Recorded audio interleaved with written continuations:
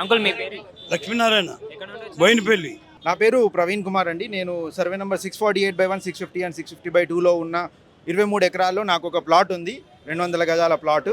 So ఈ plot మేము 1989లో కొనుక్కోవడం జరిగింది. ఇది గ్రామ పంచాయత్ అప్రూవ్డ్ లేఅవుట్ అండి. దానికి సంబంధించిన డాక్యుమెంట్స్ అక్కడ ఉన్నాయి. అప్రూవ్డ్ లేఅవుట్ ఇది.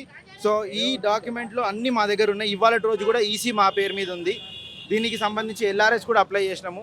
ప్రతి డాక్యుమెంట్ మా పేరు మీద ఉన్నప్పటికీ సైట్లో మేము ఉండలేకపోతున్నాము.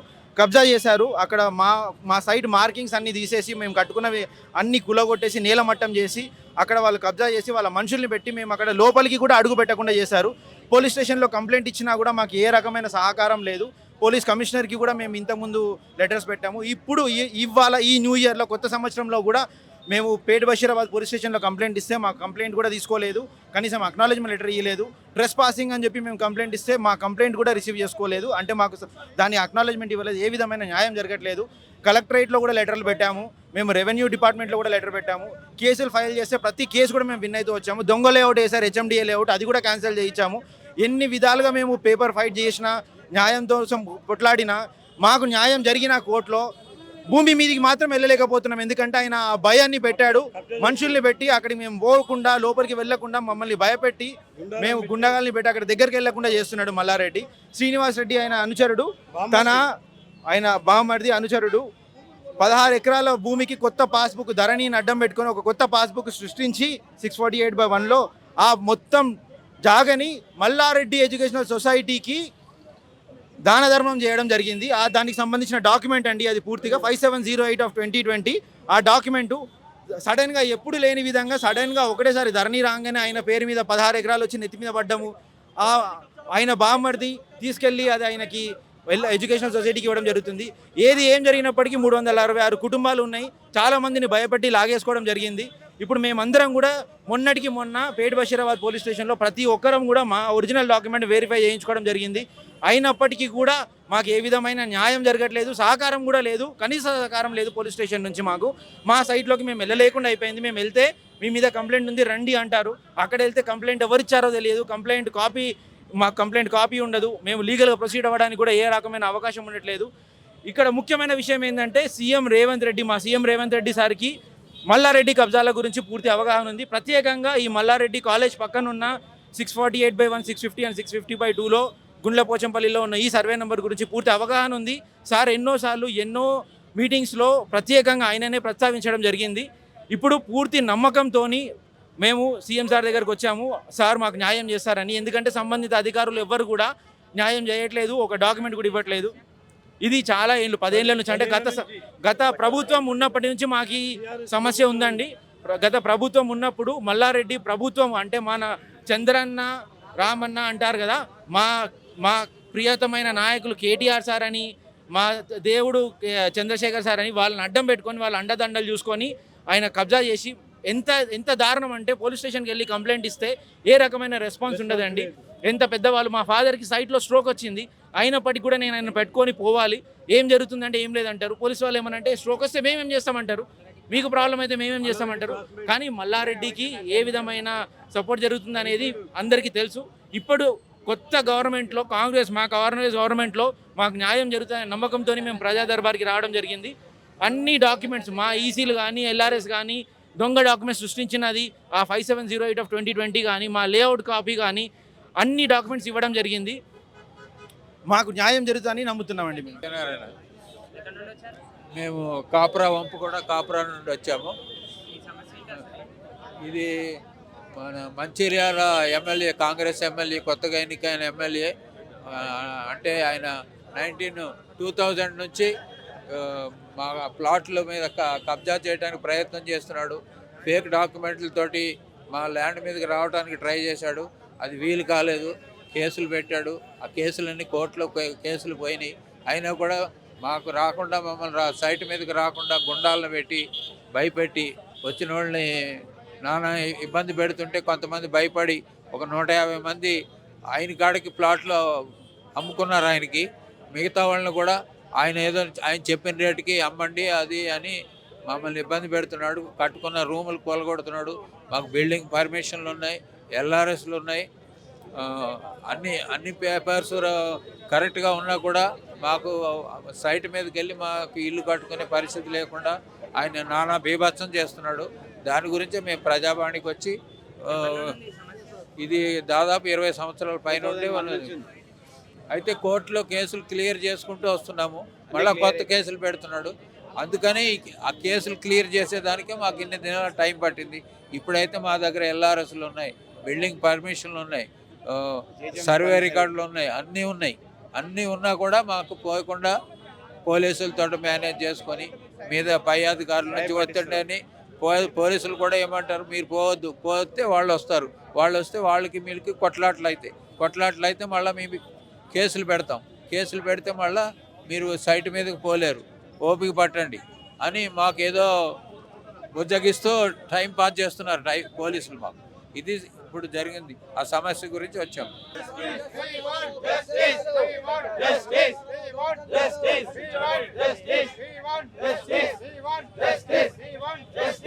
నా పేరు రవి సార్. ఎక్కడ నుండి వచ్చారు?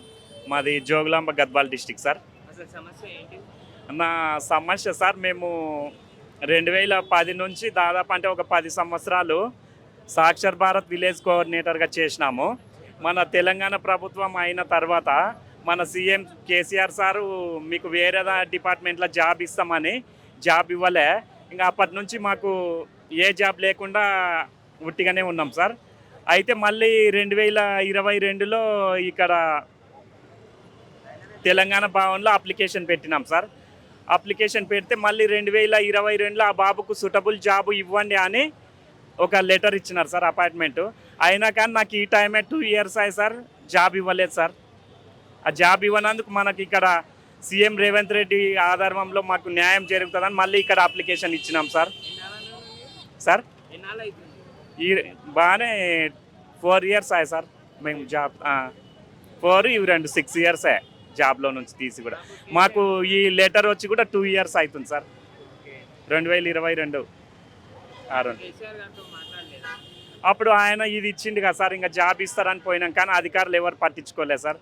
కలెక్టర్ దగ్గరకు తిరిగిన, ఎంప్లాయ్మెంట్ ఆఫీసుల దగ్గరకు తిరిగిన, వీళ్ళు లెటర్ ఇచ్చినారు కానీ వాళ్ళు జాబులు లేవు, వేకెన్సీ లేవని అట్లే తిప్పించుకున్నారు కానీ నాకు జాబ్ ఇవ్వలేదు సార్. ఇక్కడ ఇది ఇచ్చినారు సార్, దీంట్లో ఆ బాబుకు సూటబుల్ జాబ్ ఇవ్వండి అని ఇచ్చినారు కానీ కాంట్రాక్ట్ బేసిక్ ఇవ్వలే, ఏ జాబ్ ఇవ్వలే సార్. నాకు ఈ టైం 2 ఇయర్స్ అయింది సార్. ఇవ్వలే, ఖాళీగానే. ఇప్పుడు ఏ దాంట్లో ప్రైవేట్లో వెళ్ళాలన్నా దేంట్లో వెళ్ళాలన్నా నీకు ఏజ్ ఎక్కువ ఉంది, నీకు జాబ్ ఇవ్వమంటున్నారు సార్. మీ పేరు? పులిజాల పుష్ప. ఎక్కడ నుండి వచ్చారు? సూర్యాపేట జిల్లా నుంచి వచ్చాను. మీ సమస్య ఏంటి? నేను బ్రాహ్మణ సంఘం లీడర్ని. మరి కేసీఆర్ గారు ముఖ్యమంత్రి అయినప్పుడు పేద బ్రాహ్మణులు ఎవరు రాష్ట్రంలో ఏ కులం పేదరికంలో ఉన్నదని చూసినప్పుడు బ్రాహ్మణ కులం చాలా పేదరికంలో ఉన్నదని 200 కోట్లు కేటాయించి మా బ్రాహ్మణులకు ఖాళీగా ఉన్న వాళ్ళకు, మహిళలకు కానీ జెంట్స్కి కానీ చిరు వ్యాపారులకు చిరు వ్యాపారం చేసుకునేటట్టు దేవుడి పూజా సామాగ్రికి కానీ పెట్టుకోవడానికి 3 లక్షలు, క్యాబ్ నడుపుకోవడానికి 5 లక్షలు, మరి అట్లనే మా మహిళలకి 3 లక్షలు చీరల బిజినెస్ పెట్టుకోవటానికి.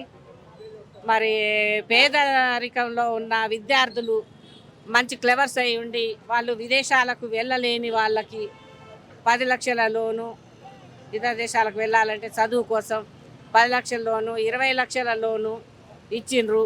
మరి వేదం నేర్చుకునే మా బ్రాహ్మణుల పిల్లలకి వేద పాఠశాలకు కూడా అన్ని రకాల వసతులు కేటాయించిండ్రు. అట్లనే మరి ఈ మా బ్రాహ్మణుల కోసం కేటాయించిన సంక్షేమ పరిషత్తును మరి రేవంత్ రెడ్డి గారు మంచిగా మాది కూడా మరవకుండా మాకు కూడా మేలు చేయాలి. దాన్ని మన బ్రాహ్మణ పరిషత్తులో మాకు ఎట్లా లోన్స్ ఇచ్చారో అట్లనే కొనసాగించాలని ముఖ్యమంత్రి గారికి చెప్పడానికి వచ్చాను. విలేజ్ సూర్యాపేట జిల్లా నేరేడుచెర్ల గ్రామం. ఆఫీస్పేట నుంచి. మీ సమస్య ఏంటి? ఇక్కడికి ఎందుకు వచ్చారు? ఇల్లు లేదండి, చాలా సంవత్సరాలు కిరాయి కొంటున్నాము. చాలా ఇబ్బంది అవుతుంది అని 2 ఆడపిల్లలు అప్పుడు కేసీఆర్ ఉన్నప్పుడు డబుల్ బెడ్రూమ్ అప్లై చేయలేదు. చేశానండి, 8 సంవత్సరాలు అవుతుంది చేసి కూడా ఏం రాలేదని ఇక్కడ సాయం ఏమైనా చేస్తారని ఇక్కడ వచ్చాము. అప్పుడు చేసిన ఇంకా ఎవరేం ఏ లేదు. అవ్వలేదు, ఈ లోకల్ ఎమ్మెల్యే కానీ ఎవరిని కలవలేదా? కలవలేదండి. ఇక్కడైతే ఇక్కడ వస్తే పని అవుతుంది అని చాలా మంది అంటే ఇక్కడ వచ్చామండి. ఫస్ట్ టైం వచ్చారా? ఫస్ట్ టైం వచ్చాను. ఓకే. నా పేరు లక్ష్మి. ఎక్కడ నుండి వచ్చారు? నేను చంపాపేటలో ఉంటాను. మీ సమస్య ఏంటి? నాకు జాబ్ కావాలి. ఎందుకన్నా 12 ఇయర్స్ నుంచి అసలు నాకు జాబ్ లేక ఎంత ఇబ్బంది అవుతుంది తెలుసా. బయట కూడా ఎక్కడ పోయినా కూడా సరిగ్గా జీతం కూడా ఇవ్వట్లేదు, అసలు ఏం కూడా ఇవ్వట్లేదు తెలుసా. అసలు ఎన్ని రోజుల నుంచి ఇబ్బంది పడుతున్నాను. అసలు స్కూల్ ఫీజు కట్టుకోవడానికి కూడా అసలు నాకు అసలు అది కూడా అవుతలేదు తెలుసా సార్. నాకు 9,000లో ఇంటికి రాయి కట్టాలా నేను, అసలు పిల్లగాని చదివించుకోవాలన్నా, అసలు ఎంత ఇబ్బంది తెలుసా. మీరు ఏం చదువుకున్నారు? నేను ఇంటర్ ఫస్ట్ ఇయర్. ఇంటర్ వరకు చదువుకున్నారు. నేను ఇప్పటికే జాబ్ ఇవ్వలేదా? ఏమి ఇవ్వలేదు. మీ ఆయన? లేడు మా ఆయన, అసలు వదిలేసి వెళ్ళిపోయిండు. ఓకే. అట్లని కొంచెం ఏదన్నా సార్ వల్ల కూడా అయితే కొంచెం ఇప్పించండి నాకు జాబ్ కోసం. కేదారి ఎక్కడ నుండి వచ్చారు? నిజామాబాద్ నుండి వచ్చేసి మీ సమస్య ఏంటి? సమక్ష ల్యాండ్ సమక్ష ల్యాండ్ ఆ. అసలు ఏమి? ల్యాండ్ వేరే వాళ్ళు కబ్జా చేసిండ్రు. ఆ ల్యాండ్ గురించి ఇక్కడ కలెక్టర్ దగ్గరికి వచ్చినాం నిజామాబాద్ నుంచి మేము. లోపల కలిసారా? లోపల కలిసాము. ఎవరున్నారు లోపల? నా బిడ్డ ఉన్నది అక్కడ ఉన్నది. అదే కళ్ళ సమక్షకు సమాధానం వచ్చాం. ఇక వాళ్ళు కబ్జా చేసుకుంటారు, ఇండ్లు కట్టిండ్రు, ఇస్తలేరు. తురుకోళ్ళు 800 గజాలు 800 గజాలు. రోడ్డు మీద. ఓకే. మేము ఇప్పుడు బియ్యం వేసుకొని తింటున్నాం, బియ్యం ఆడుకొని తింటున్నాం. ఎవరు కబ్జా చేసిండ్రు? తురుకోళ్ళు తూర్పాలా? ఉమ్. ఎప్పటి నుండి ఉంది ఈ సమస్య? ఇది 10 ఏళ్ళు 12 ఏళ్ళు అవుతుంది. అప్పుడు కేసీఆర్ ఉన్నప్పుడు ఏం చేయలేదా? చేయలేదు. ఈ కేసీఆర్ ఏం చేసిండని ఏం చేయలేదు, పట్టించుకోలేకపోయే. బిచ్చం ఎత్తుకొని కాంప్లైంట్ ఇచ్చినాం, కలెక్టర్కి ఇచ్చినాం, నిజామాబాద్ అంతటి ఇచ్చినాం, మళ్ళీ ఈయన దగ్గరికి వచ్చినాం. ఎవరు పట్టించుకుంటూనే లేరు. ఎట్లా చేయాలి ఏం కథ. 2 బిడ్డలు ఎవరు పట్టించుకుంటలేరు. నాకు 2 బిడ్డలు ఉన్నారంటే మొగోళ్ళు ఉంటే పట్టించుకుంటారు. ఇక గంత 800 గజాలంటే 50,000 ఒక గజం ఉంది. అది ఇక్కడ పిట్లోరు పంపేయచ్చు రోడ్డు మీద. అసలు సమక్ష ఉంది, అది ఏం చేయాలి ఏం కథ. ఇందుకోసం వచ్చినాం. ఇది సమక్షనైనా ఈయన రేవంత్ రాజు చేస్తే బాగుండే అని అనుకుంటున్నా. ఎట్లా చేస్తాడో ఏమో. లేదా నిజామాబాద్లో కూడా ఇచ్చిన ఇక్కడ వస్తే ఈయన పట్టించుకుంటే బాగుంటుండే అని అంటున్నా. మలక్పేటకేని మీ సమస్య ఏంటి? మా సమస్య, మా బాబుకు హెల్త్ బాగాలేదు. హెల్త్ బాగాలేకపోతే ఉస్మానియాలో అడ్మిట్ చేసినాం. సర్జరీ అయింది. ఇప్పటిదాకా ఇంజక్షన్ల కోసం ఎవ్వరు యాక్షన్ తీసుకుంటలేరు. ఇట్లా మోషన్స్ వనికే పేగు బయటేసిర్రు. 3-4 నెలలు అవుతుంది, ఇబ్బంది అవుతుంది. ఎప్పటి నుండి అవుతుంది? 4 నెలలు అవుతుంది. ఆగస్టులో అడ్మిట్ చేసినాం హాస్పిటల్లో. ఇంటికి వచ్చినాం, పంపించిర్రు సర్జరీ చేసి. బ్యాగ్ బయటేసిర్రు. ఇంజక్షన్లు అయితే బ్యాగ్ లోపలేస్తారంట. ఆ ఇంజక్షన్లు కావాలని మేము సీఎంతో కలవడానికి వచ్చినాం. అప్పుడు వేయలేదా ఇంజక్షన్? ఇయ్యలేదు, శాంక్షన్ కాలేదు. 40,000 ఒక్క ఇంజక్షన్. కడుపులా మొత్తం లంచ్ది ఇన్ఫెక్షన్ అయిపోయింది బాబుకు. బీటెక్ చేసిన బాబు 4 సంవత్సరాలు జాబ్ లేక ఇంట్లోనే ఉన్నాడు. ఇప్పుడు ఎక్కడ ఉంటుంది? మలక్పేటలోనే ఉంటాం సార్. నిజాంపేట మండలం. మీ పేరు? పేరు కాకి కనకయ్య, సల్మెడ గ్రామం, సల్మెడ మండలము, నిజాంపేట డిస్ట్రిక్ట్. సమస్య ఏంటి? మా సమస్య భూమి సమస్య. అయితే మాకు ఉన్నది ఎకరా భూమి లెక్క వెళ్ళి అందులోకి దొరబడి తవ్వలు ఉండగా కూడా తవ్వ తీస్తారు సార్. అద్దాని మేము అది పోలీస్ స్టేషన్కి పోతున్నాము, అటు ఎంఆర్ఓకి పోతున్నాము. వాళ్ళు ఏం రెజిమెన్స్ ఇస్తలేరు మేడం సార్. అందుకు ఇక్కడికి వచ్చినాం సార్. కంప్లైంట్ చేసిరా? ఆ? కంప్లైంట్ చేసిరా వీడి గురించి? అది కంప్లైంట్ చేసినాము, పోలీస్ స్టేషన్ చేసినాము, ఎంఆర్ఓ చేసినాం సార్. చేసినాక అసలే వాళ్ళు రెజిమెన్స్ ఏది అత్తము పోతాము, సర్వేయర్ కట్టినాము, వస్తాం పోతాము అనుకుంటా. ఇప్పుడు 5-6 నెలల కొలు జరుపుతారు సార్. ఇక భూమి ఇది 409 సర్వే నెంబర్ సార్. అప్పుడు ఏం చేయలేదా కేసీఆర్ గారు? అప్పుడు ఏం చేయలే. ఇప్పుడు టీఆర్ఎస్ వాళ్ళు ఇది చేసేటోళ్ళు. ఇదంతా ఇచ్చినట్టు టీఆర్ఎస్ వాళ్ళే ఇప్పుడు. ఇంతకుముందు అందులో ఉన్న వాళ్ళే ఇప్పుడు కూడా అది చేస్తున్నారు అన్నట్టు. నన్ను బెదిరిస్తున్నారు. నాకు రక్షణ ఏది లేదు. పోలీస్ స్టేషన్కి పోయినా ఒకసారి వచ్చిర్రు, 2 సార్లు వచ్చిర్రు ఎస్ఐ గారు. మళ్ళీ అయితే ఇప్పుడు ఇక నాకు సంబంధం లేదు, ఏమన్నా చేసుకోకపోతే ఏమన్నా కాదు, ఇడిసబెట్ట అంటాడు. యాగనే ఇడిసబెట్ట అంటాడు. పోతే ఇంత పోతుంది అంటాడు సారు. నిజంపేట మన ఎస్ఐ శ్రీనివాసు రెడ్డి సార్. పోతే పోని ఊరోళ్ళు చెప్తారు అంటే ఎవరో 4 చెప్తే అయిపోద్దా సార్? ఎవరో 4 చెప్తారు. ఊళ్ళో ఎవరో 100 మీద తిరిగేటోళ్ళు ఉంటారు. వాళ్ళు చెప్తే ఇక మన భూమి ఇడిసబెట్టేయటం అన్నా సార్. భూమి ఎకరం ఉంది సార్. 409 సర్వే నెంబర్లో 1 ఎకరం. ఆ 1 ఎకరం భూమిలోకి వెళ్ళి తవ్వ రెండు దిక్కులు ఉన్నది, మళ్ళా ఇంకో దిక్కు కూడా ఉండని అంటున్నారు వాళ్ళు. ఆ 1 ఎకరం భూమిలో ఆ లోలో విలేజ్లో ఒక 3-4 తలిగి ఇక పోంతి అంటారు. వాళ్ళ సొమ్మేం పోతుంది సార్, మత్తకం మాట్లాడచ్చు. ఏంది నాదేమన్నా పోతుందా అన్నట్టుగా. మీ పేరన్నా? చింతల భగవాన్, ఎక్కడ నుండి వచ్చారు? బందిపల్లి. మీ సమస్య ఏంటి? పింఛని అప్పుడు వయసు ఉన్నప్పుడు 200 ఇస్తుండే, మళ్ళీ మధ్యలో బాగానే ఇచ్చిండు, 10 నెలలు ఇచ్చిండు. ఇచ్చినాక వేరే పార్టీ వాళ్ళు కట్ చేసిండు ఇంకా రాకుండా ఇంకా 10 సంవత్సరాల నుంచి రాలేదు, ఇంకా 10 సంవత్సరాల నుండి ఇవ్వలేదు. ఏమి ఇవ్వాలి ఇంకా. నాకు వచ్చే కంప్లైంట్ ఇచ్చినా చేసినా ఇవి వస్తాయి, ఇప్పుడు వస్తాయి, అప్పుడు వస్తాయి. మామూలు తిరిగి ఆతరికి వచ్చింది. ఇక తొలకపోయినా లే ఇంతే ఇంకా అని చెప్పిండ్రు. ఇక మా అందు గురించి ఇంక రాలేదు అసలు ఇంకా 15 సంవత్సరాల నుంచి. కేసీఆర్ గారికి కంప్లైంట్ చేయలేదు. ఏం చేయలేము, ఏం చేయలేదు. ఆయన ఏం చేయలేదు? కేసీఆర్ ఏం చేయలేదు. ఇప్పుడు చేస్తా రేపు చేస్తా అని ఇంక అంతే చేసిండు. ఇక దాని నుంచి ఇక మళ్ళీ ధనవాడ మండలం కాడికి పోయినా, ఆడ అడిగిండు వస్తాయి అన్నాడు. ఆడ అడిగితే రాలేదు. ఎప్పటి నుండి? 10 ఏళ్ళ? 10 సంవత్సరాలు అవుతుంది అది ఇంకంతే. మా నాన్న డిసబిలిటీ పర్సన్, ఆయన చెవిటి డెఫ్ అండ్ డమ్ము. ఆయన 10 సంవత్సరాల నుండి పింఛన్ రావడం లేదు. మేము వలస అని చెప్పేసి ముంబై వెళ్ళిపోయాము. ఒక 3 నెలలు మేము పింఛన్ తీసుకోలేదు. 3 నెలలు పింఛన్ తీసుకుండలేరు అని చెప్పేసి ప్రభుత్వం ఆ పింఛన్ని గవర్నమెంట్ కొట్టేసింది అనమాట. అది ఆటోమేటిక్గా కొట్టేయడం వల్ల మాకు పింఛన్ తీసుకోవడం లేదు ఒక 10 సంవత్సరాల నుంచి. ఆయన ప్రజెంట్ ఇప్పుడు అనారోగ్యంగా బాధపడుతున్నాడు. మేము 3 పిల్లలం ఉన్నాం. ఈవెన్ మాకు ఇప్పుడు ప్రజెంట్ మా దగ్గర మనీ లేవన్నమాట. సో ఇప్పుడు ప్రజెంట్ ఆయనకి ఈ యొక్క పింఛన్ని, ఆసరా పింఛన్ని మాకు అందిస్తే సీఎం రేవంత్ రెడ్డి అన్న గారు మాకు ఈ యొక్క ఇస్తే బాగుంటుంది. కేసీఆర్ ప్రభుత్వంలో మాకు ఎలాంటి పెన్షన్ కానీ, ఎలాంటి ఇల్లు కానీ, ఎలాంటి భూమి కానీ ఎలాంటివి రాలేదు. మరి ఈ యొక్క కాంగ్రెస్ ప్రభుత్వం నేతృత్వంలో మాకు, మా నాన్నకి ఈ యొక్క వికలాంగుడి పెన్షన్ రావాలని కోరుకుంటున్నాను. అలాగే ఈ యొక్క ఆయన కొంచెం ఆరోగ్య సమస్యలు కూడా ఉన్నాయి. దీనిన ప్రభుత్వం చూసి ఈ యొక్క సమస్యలను తీర్చాలని నేను ఒక సీఎం రేవంత్ రెడ్డి అని కోరుకుంటున్నాను. మల్కాజ్గిరి డిస్టిక్ మేడ్చల్ మండల్ గుళ్ళపోచంపల్లి మైసమ్మ కూడా ల్యాండ్ కబ్జా చేశారు మల్లారెడ్డి వాళ్ళ మన బినామీలు ఉంటారు కదా, వాళ్ళంతా కలిసి బినామీ చేసుకొని మా జాగా కబ్జా చేసుకున్నారు. 160-20 ఫ్లాట్ మాకు కబ్జా చేసినాం ఇంచుమించు. 20 అంటే ఇప్పుడు 30 ఉంది. 20 ఇయర్స్ నుంచి అది కబ్జా చేసుకుని ఉన్నారు. ఇప్పుడు దాని మా మీదకి మా ల్యాండ్ కాదంటే మీరు ఏమని చేసుకొని ఏమని చెప్పుకోపోరని చెప్పి మొత్తం కవర్ చేస్తున్నారు. కంప్లైంట్ చేస్తే పిఎస్ కూడా తీసుకోవట్లేదండి. వాళ్ళు చెప్పినా కానీ మీరు చూసుకోండి, మేము రాము అన్న టైప్లో చెప్తున్నారు. మేము డైరెక్ట్గా వెళ్తే కూడా వాళ్ళు మా గుండాలని వాళ్ళని బిల్లు పెట్టి పంపిస్తున్నారు, మమ్మల్ని భయపడిస్తున్నారు.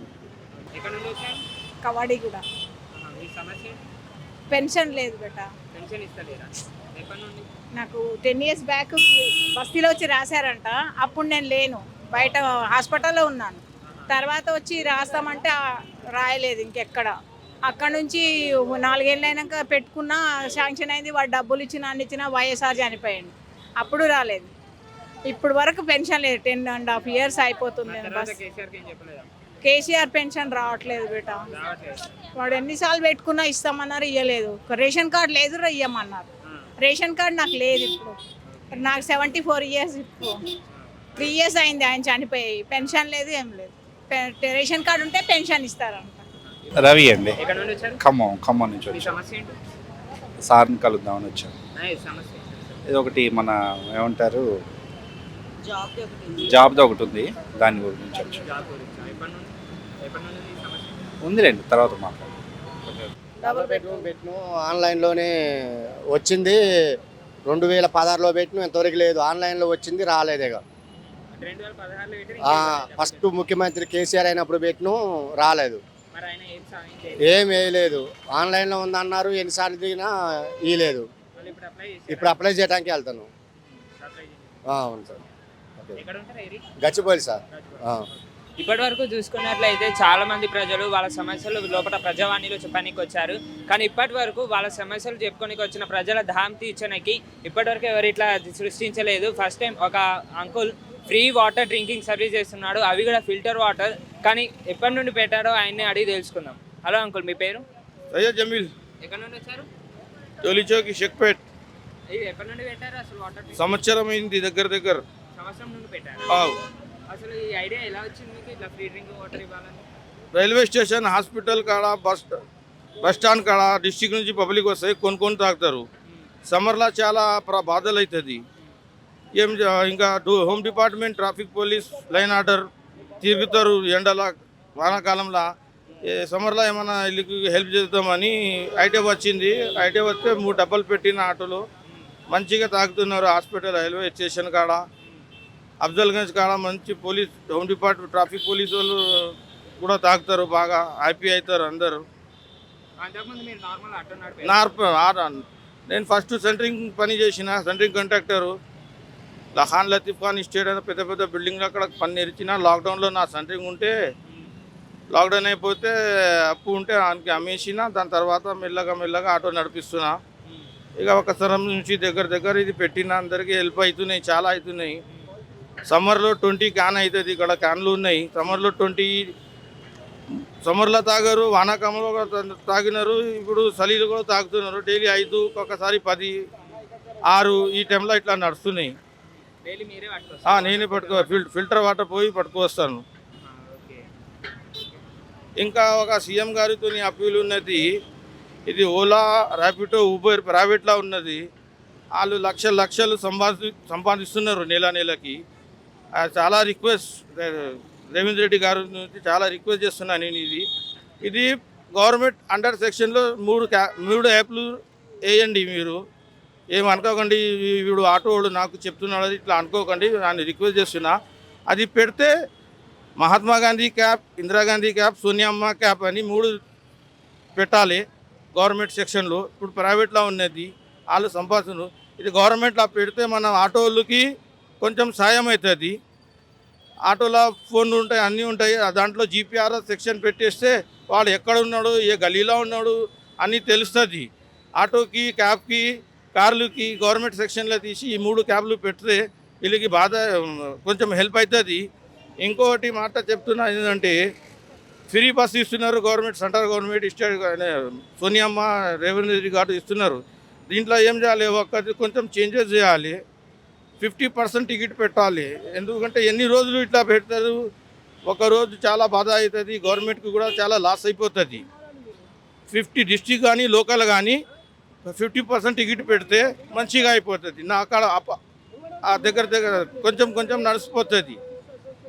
ఎందుకంటే ఫుల్ పెడితే చాలా అది అవుతుంది. ఆటోకి కూడా కిరాయికి బాధలు అవుతున్నాయి. ఆటోలు మొత్తుకుంటున్నారు. ఒక ఆటో ఆయన 300-400 గుత్తా ఇవ్వాలి. గ్యాస్కి 200-300 పెట్టాలి.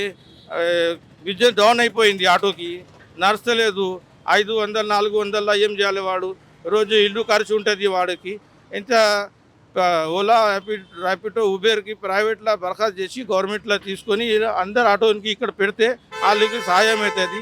50% టికెట్ పెడితే గవర్నమెంట్కి కొంచెం లాభం వస్తుంది. అందుకని ఇది చాలా రోజుల నుంచి ఆలోచన చేసి నేను చెప్తున్నా.